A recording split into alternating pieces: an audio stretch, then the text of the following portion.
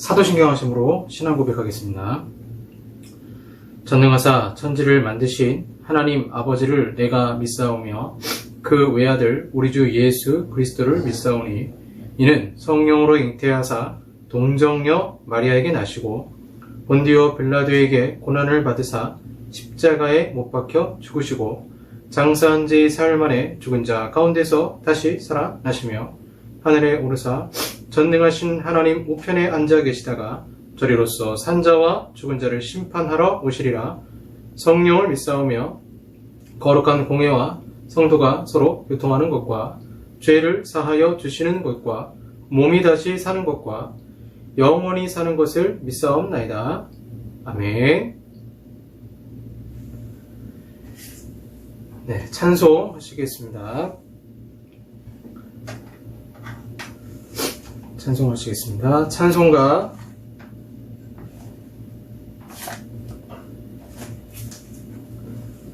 찬송가 292장 주 없이 살 수 없네 죄인의 구주요.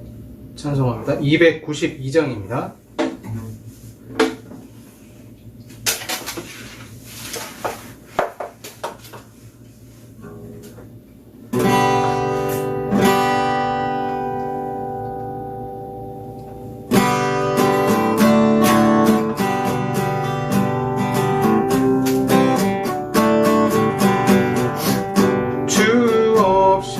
살 수 없는 죄인의 구주여 그 귀한 몸의 피로 날 구속하소서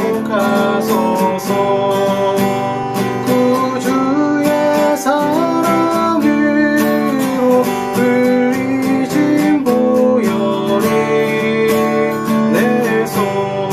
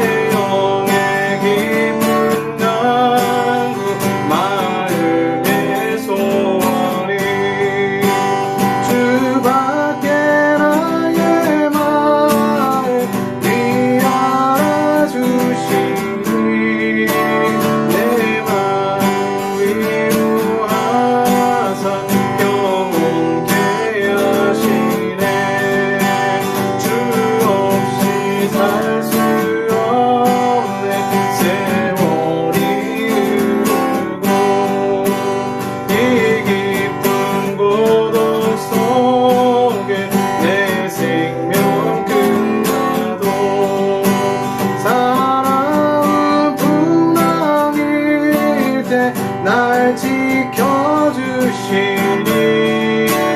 내 곁에 계신 주님 늘 힘이 됩니다.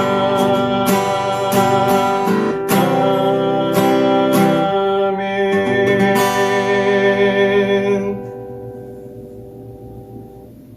기도하겠습니다.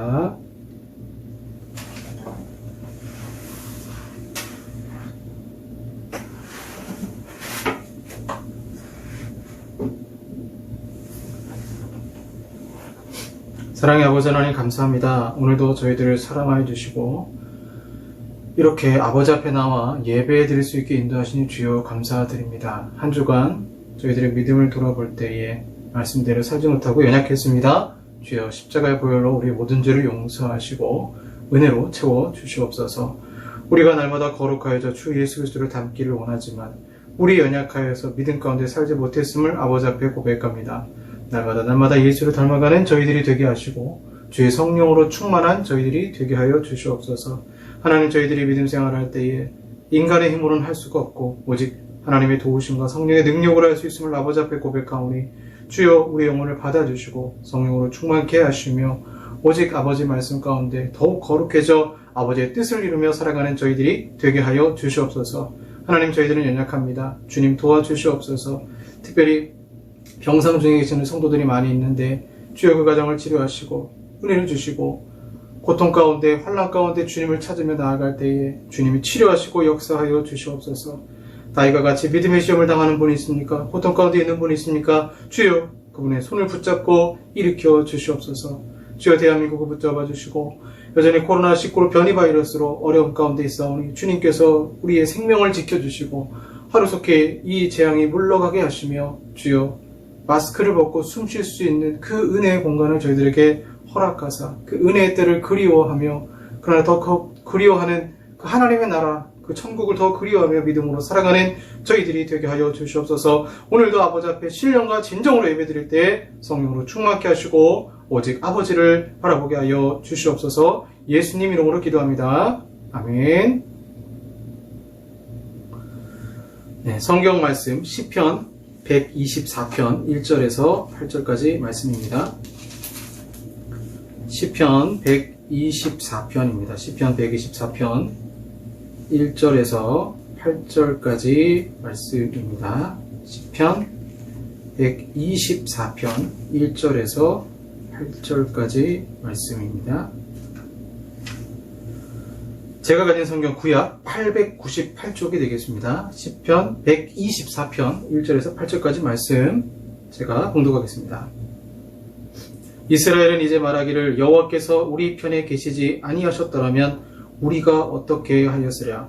사람들이 우리를 치러 일어날 때에 여호와께서 우리 편에 계시지 아니하셨더라면 그때에 그들의 노여움이 우리에게 맹렬하여 우리를 산채로 삼켰을 것이며 그때 물이 우리를 휩쓸며 시내가 우리 영혼을 삼켰을 것이며 그때 넘치는 물이 우리 영혼을 삼켰을 것이라 할 것이로다.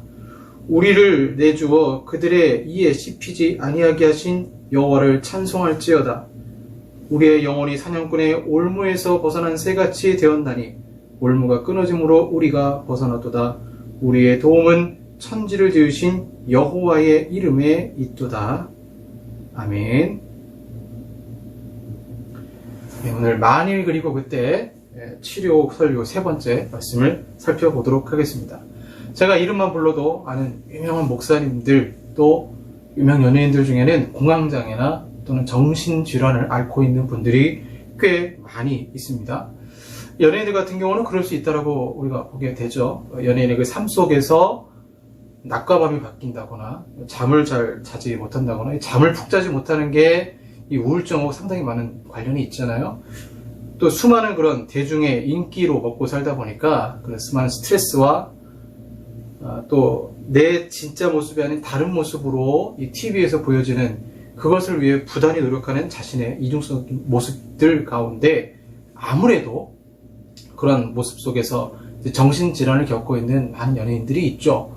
그런데 왜 훌륭한 목사님들도 정신질환을 호소하며 고통 가운데 계실까? 여러분 한번 고민해 보신 적이 있나요?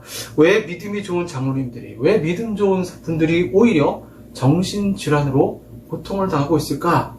생각해 본 적 있으신가요? 칼 융은 천주교인들보다 기독교인들이 더 정신질환에 걸린다라고 그의 논문에서 밝히고 있습니다. 왜 그런가 하고 그가 생각해 보니까 천주교의 형상이 있잖아요. 마리아가 있고 베드로가 있고 성인들을 위해서 또 성인들을 중심으로 또 중보로 기도하기도 하고 눈에 보이는 그런 형상들이 있다 보니까 스트레스를 그 형상을 보면서 기도로 풀 수가 있는데 그리스도인들 같은 경우는 하나님이 아무 형상도 만들지 말라라고 말씀하셨기 때문에 그 형상에 기도하는 것도 아니고 오직 보이지 아니하시는 그 하나님께 신령과 진정으로 예배드리며 기도해야 되다 보니까 눈에 보이지 않잖아요. 눈에 보이지 않는 분을 믿음의 눈으로 오직 바라보면서 기도하면서 현재 그 어려운 상황을 이겨내야 하는 그런 어려움을 겪고 있기 때문에 아무래도 고통 가운데 이 정신질환을 더 호소하는 경우가 있다라는 거죠. 왜 훌륭한 목사님들, 왜 훌륭한 성도님들이 정신질환에 잘 걸리는가? 두 가지 이유 때문인 것 같아요. 첫 번째는 분노를 다스릴 데가 없어요. 분노를 풀 데가 없는 거예요. 차라리 좀 나쁜이란 말보다는 뭐 토마토와 빨간 사과 그 책에 있는 것처럼 토마토는 겉과 속이 같죠. 근데 사과는 겉과 속이 다르잖아요. 인간의 본성이 우리가 예수를 닮아가지만 사실 악해요. 악한 모습이 있기 때문에 성령을 쫓아 살면서 그 부분이 조금씩 주님을 닮아가기 때문에 자신의 이중성을 숨기고 특별히 분노의 감정을 숨기고 억누르다 보니까 그것이 하나의 정신적 질환, 스트레스로 나타날 수가 있는 거죠. 분노를 풀 데가 없는 거예요. 특별히 목사님들 같은 경우는 분노를 풀 데가 없어요. 만약에 그 분노를 가정에 푼다? 그러면 그 가정이 행복하지가 않아요. 자녀들이 행복할 수가 없습니다.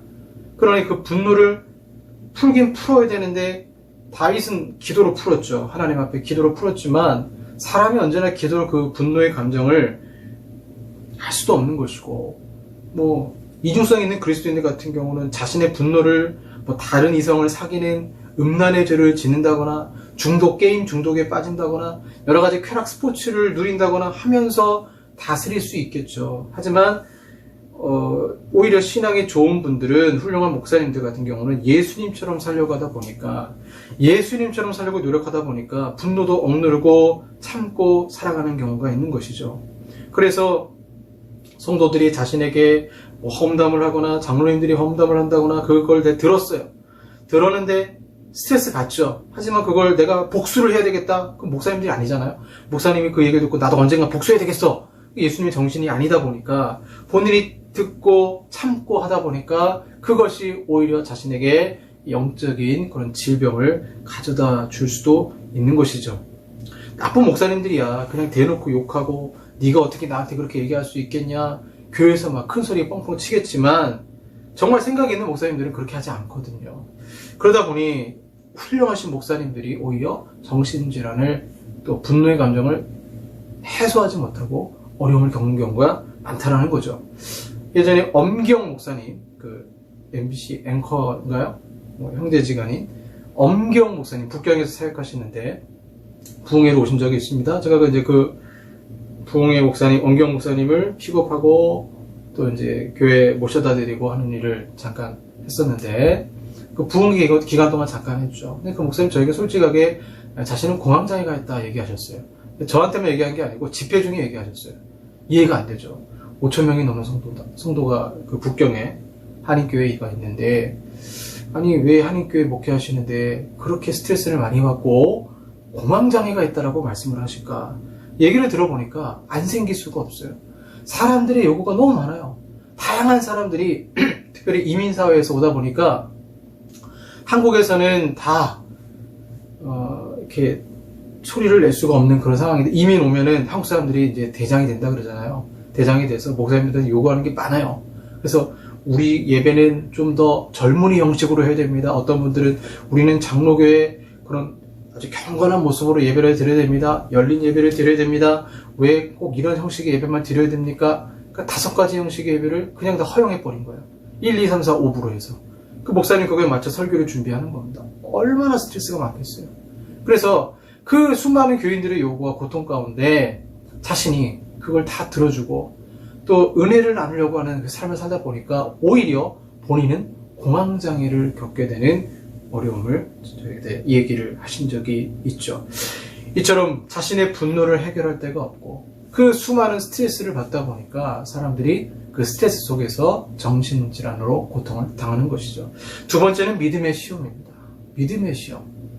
훌륭한 목사님들, 장로님, 성도님들이 왜 정신질환을 겪게 되는가? 자, 믿음의 시험을 겪기 때문에 그래요. 믿음의 시험. 여러분, 이 믿음의 시험이라는 것이 결코 이기기가 쉽지가 않아요. 예를 들어서 하나님이 교회 건축을 하라고 하셨어요. 말씀하셨습니다.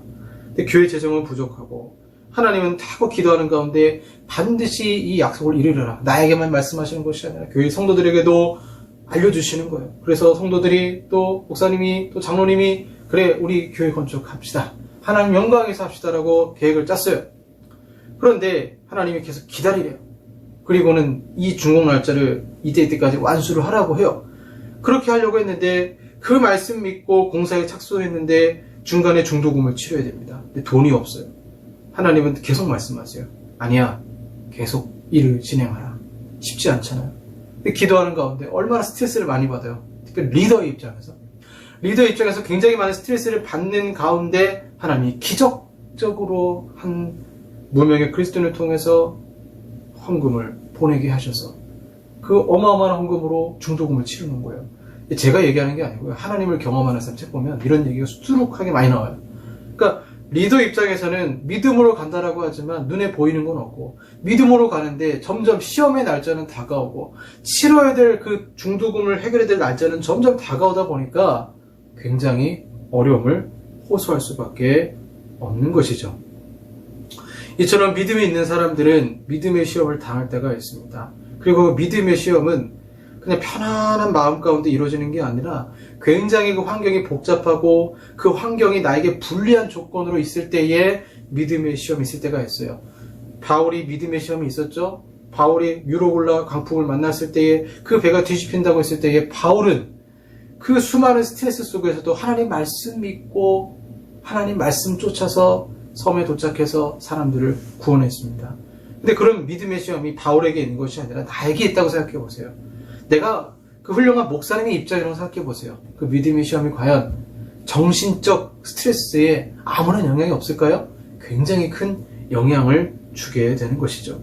그리고 훌륭한 목사님들, 또 성도님들은 이런 믿음의 시험이 경험이 한두 번이 아니라는 것입니다. 작은 산 넘었더니 더 큰 산이 기다리고, 더 큰 산 넘었더니 더 큰 인내의 산이 기다린 것입니다. 사람 미칠 지경이죠. 믿음의 시험 가운데 참고 인내하며 기다린다는 것은 그만큼 인간의 입장에서는 정신적으로 스트레스가 되는 것입니다. 어떤 분들은 말합니다. 아, 목사님, 믿음이 있으면 다 해결되는 것 아닙니까? 예, 믿음은 있어요. 하지만 오늘 본문 상황을 보시면 믿음이 있음에도 기다리는 자의 스트레스가 얼마나 중대한지를 생생하게 느낄 수가 있습니다. 시편 124편은요, 이스라엘 감사시에 속합니다. 다윗이 쓴 시편인데 아마도 이 시편은 전쟁의 위기 가운데 이를 회상하면서 지은 감사시일 것입니다. 여러분, 우리가 성경 읽다 보면 다윗과 골리앗 얘기 잘 알죠? 그러면 그게 머릿속에 딱 박혀가지고, 아, 다윗은 전쟁 중에 항상 승리하고 아주 손쉽게 승리했을 거라고 생각하는데 절대 그렇지 않습니다. 시편 124편을 읽어보시면 전쟁 중에 다윗이 거의 죽을 뻔한 경험을 해요. 그런 경우가 많았어요. 죽기 직전에 적이 나를 향해서 화살을 쏘고 적이 나를 향해서 창을 던지려고 할 때 다윗의 부하가 화살을 쏴서 다윗이 극적으로 구원받는 장면도 있었고, 정말 죽음의 그 순간에서 내가 방어할 수 없는 순간에 내 부하가 용사가 대신 방패가 되어줘서 그 목숨을 부지하는 경우도 많았어요. 그런 극적인 순간을 다윗이 한두 번 경험한 것이 아닙니다. 전쟁을 치르는 하나님의 믿음의 시험이 있었고 전쟁의 상황은 점점 폐색이 짙어갑니다. 도저히 블레셋을 물리칠 수 없을 것처럼 보여요. 그래서 그 표현을 뭐라고 하고 있냐면 거의 죽기 직전에 그런 경험을 다윗은 본 시편에서 홍수, 사자의 이빨, 사냥꾼의 올무라고 표현하고 있습니다. 마치 영화 300에 등장하는 것처럼 페르시아 군대가 수많은 적들이 몰려오는 것으로 그것을 이제 스파르타 군대가 막는 것처럼 홍수와 같이 떠밀려오는 그 적들의 위협 속에서 엄청나게 많은 적들이 눈앞에 보임에도 불구하고 믿음의 용기를 가지고 저들을 맞선다는 것은 정말 엄청난 스트레스인 것입니다. 홍수가 일어난 것처럼 거친 파도 날 향해 와도 주와 함께 날아오르리. 찬양 가사에 그렇죠. 그러나 내가 그런 믿음의 시험을 당한다면 그 엄청난 물살에 휩쓸린다고 생각해 보세요. 정말 절망의 상황이 되는 것이죠. 3절 말씀은 더합니다. 그들의 노여움, 원수의 노여움이 얼마나 큰지 저들의 눈빛에서는 살기가 느껴지고 전쟁 중에 포위 상태가 되어서 적의 창끝이 내 목을 겨냥합니다. 마치 사자가 입 벌리고 양을 잡아먹으려고 하는 그런 모습을 본문에서 묘사하는 것입니다. 7절에서는 사냥꾼의 올무에 갇혀버린 새를 말해주고 있습니다. 올무에 꼼짝없이 갇혀서 내 힘이 아니라 누군가의 내 밖에서의 도움을 통해서 그 상황을 극복해야 되는 그런 경험을 다윗이 했던 것이죠. 올무에 갇힌 새가 어떻게 빠져나갈 수 있겠어요? 그건 내가 내 힘으로는 절대 안 되죠. 하나님이 구원해 주셔야 됩니다. 하나님이 구원해 주셨고 사자의 이빨에서 구원하셨으며 사냥꾼의 올무에서 구원하신 것입니다. 그러니 여러분, 많은 훌륭한 믿음의 시험을 당하는 성도들 또 목사님들이 이런 상황 속에서 물론 믿음으로 극복하지만 그 스트레스가 쌓이고 쌓여서 정신질환을 갖게 될 때에 우리는 함부로 그 사람을 정죄하거나 비판해서는 안 된다는 것입니다. 여러분, 우리가 홍수 앞에서 사자의 이빨 앞에서 사냥꾼의 올무에서 믿음으로 전혀 불안하지 않고 그렇게 기다릴 수 있을까요? 6월절에 죽음의 사자가 피를 보고 넘어가는데 우리 집 문설주에 피를 발라도 죽음의 사자가 지나가는 소리가 들릴 때에 전혀 두려움 없이 그 어려운 상황을 극복할 수 있을까요? 그렇지 않다라는 거예요. 믿음이 있어도 그 엄청난 상황에서 인간이라면 두려울 수밖에 없고 고통스럽고 벌벌 떨면서 주님의 구원을 기다리는 것입니다.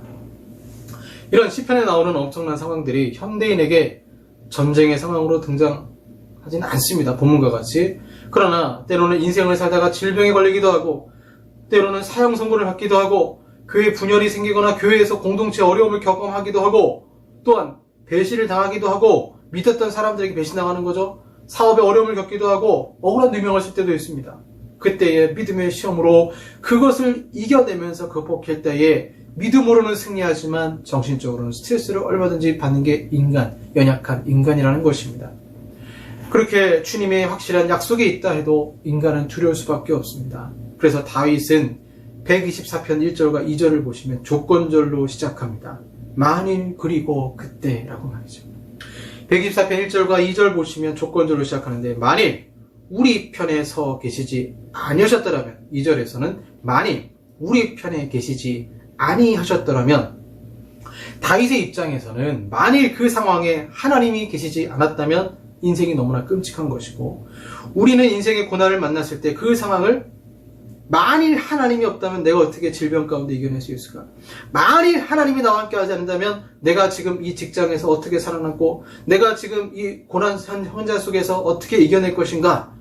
다윗은 과거를 추적하면서 과거를 회상하면서 만일 그때에 하나님이 계시지 아니었다면 만일 그때에 주님이 없었다면 저는 꼼짝없이 죽었을 것입니다. 저는 꼼짝없이 적의 올무에 갇혔을 것입니다. 그런데 지금 생각해 보니까 만일 그리고 그때 하나님이 그 상황에 하나님이 계셨기 때문에 저는 이겨낼 수 있었습니다라고 다윗이 고백하는 것입니다. 만약 여러분 인생에 하나님이 함께 하시지 않았다면 우리는 지금 어떻게 되었을까요? 만일 우리 인생 최대 고비 가운데 하나님이 역사하지 않았다면 어떻게 됐을까요? 다윗은 3절과 4절에 그때 말합니다. 만일 하나님이 함께 하시지 않으면 3절, 4절, 5절에 그때 사자의 이빨에 찔려 죽었을 것이고 그때 홍수가 나를 삼켰을 것이며 그때의 영혼까지도 삼킴을 당했을 것입니다 라고 고백을 합니다. 여러분 여기서 감사가 시작되는 것이죠.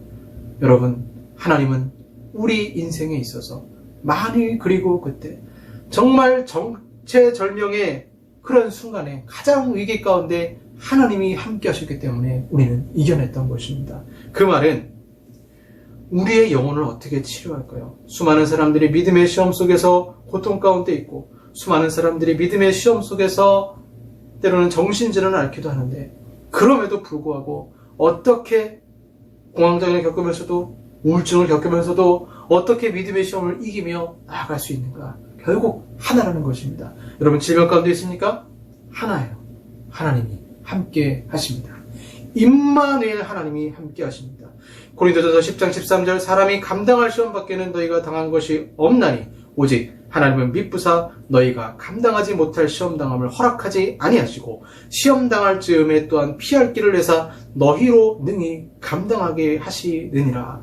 여러분 우리는 감사 그러면 나에게 굉장한 최상의 조건을 주셨기 때문에 감사할 때가 많지만 역으로 절체절명의 순간 가장 위기 때에 함께 하신 하나님, 내 인생이 최악이 아니라 내 인생이 정말 나락으로 완전히 떨어지지 않도록 그 직전까지는 갈지는 모르지만 그 직전까지 갔을 때에 나를 붙잡아 주시는 그 하나님을 여러분 고백한다면 정신질환, 우울증, 공황장애, 고통 속에서도 그럼에도 하나님 나와 함께 하십니다. 만일 그리고 그때 주님이 함께 하셨습니다라고 믿음으로 고백한다면 지금의 이 순간도 하나님 말씀 가운데 승리할 것이라 믿습니다. 기도하겠습니다. 사랑의 아버지 하나님 감사합니다. 만일 그리고 그때 주님이 함께 하시지 아니하셨다면 우리가 어떤 인생을 살았겠습니까? 가장 절체절명의 그 위기 속에서 하나님이 함께 하셨기에 우리가 지금 살아있고 그 위기와 고통 속에서 주님께 감사하며 예배드릴 수 있었음을 고백합니다. 주여 붙들어 주시고 온전히 그 위기 가운데도 함께 하신 하나님을 바라보며 만일 그리고 그때 함께 하신 하나님을 바라보며 혹시 우울증을 겪고 있습니까? 공황장애를 겪고 있습니까? 고통 가운데 육신의 질병 가운데 있습니까? 주여 치료하시고 역사하여 주시옵소서. 예수님 이름으로 기도합니다. 아멘. 헌금 찬양하겠습니다. 주품에 우리 찬양하겠습니다. 주품에 나를 품으소서. 거친 파도 날 향해 와도 주와 함께 날아오르리. 주님이 함께 하십니다. 주품에 날 품으소서.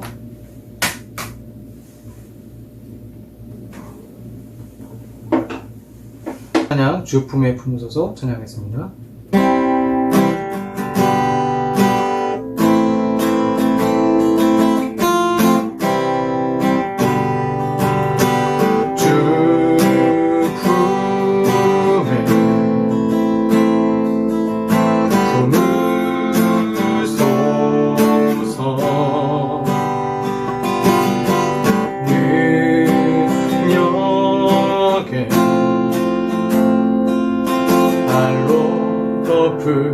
덮으소서. 거친 파도 날 향해 와도 주와 함께 날아오르리. 폭풍 가운데 나의 영혼 잠잠하게 주를 보리라. 주님 안에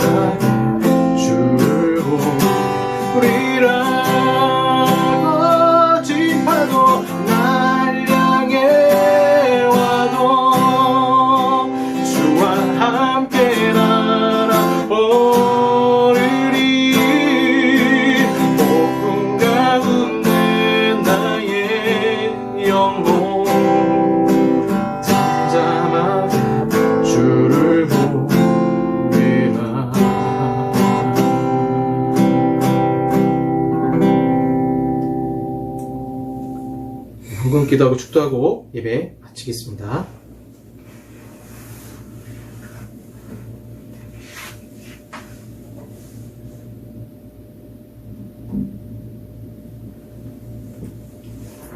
하나님 아버지 감사합니다. 거친 파도 날 향해 와도 주님 함께 하심을 믿습니다.